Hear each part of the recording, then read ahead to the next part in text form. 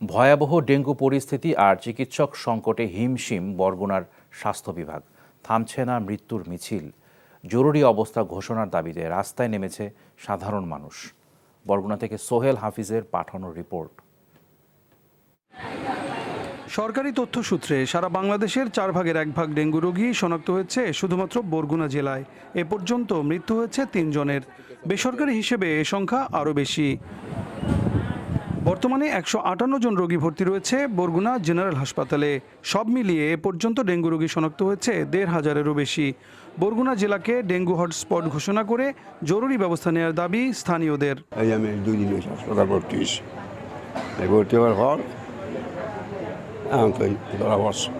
এখানে ডাক্তার সংকট এবং অন্যান্য যে লোকবল সেটা সংকটের কারণে আসলে চিকিৎসা সেবাটা অনেকটা ক্ষতিগ্রস্ত হয়েছে।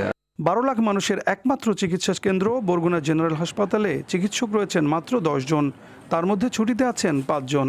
বিশেষ করে আমাদের ডাক্তার নার্স যে সংকট, সেই সংকটের বিষয়ে আমরা ঊর্ধ্বতন কর্তৃপক্ষকে অবহিত করেছি। ওনারা আমার মনে হয় দ্রুতই ওনারা এটা রেসপন্স করবেন এবং এখানে পর্যাপ্ত পরিমাণ ডাক্তার এবং নার্স ওনারা দিবেন। 55 বেডের এগেনস্টে 166 জন। সেই ক্ষেত্রে আমার ডাক্তার সংখ্যাও নেই, নার্স সংখ্যাও কম। আমরা চিকিৎসা দিতে হিমশিম খেয়ে যাচ্ছি। এদিকে সরকারের উদাসীনতা এবং স্থানীয় প্রশাসনের দায়িত্বহীনতার অভিযোগ এনে বরগুনা প্রেস ক্লাব চত্বরে মানববন্ধন ও প্রতিবাদ সমাবেশ অব্যাহত রেখেছে বিএনপি সহ স্থানীয় বিভিন্ন সামাজিক ও রাজনৈতিক সংগঠন। সোহেল হাফিজ, এনটিভি নিউজ, বরগুনা।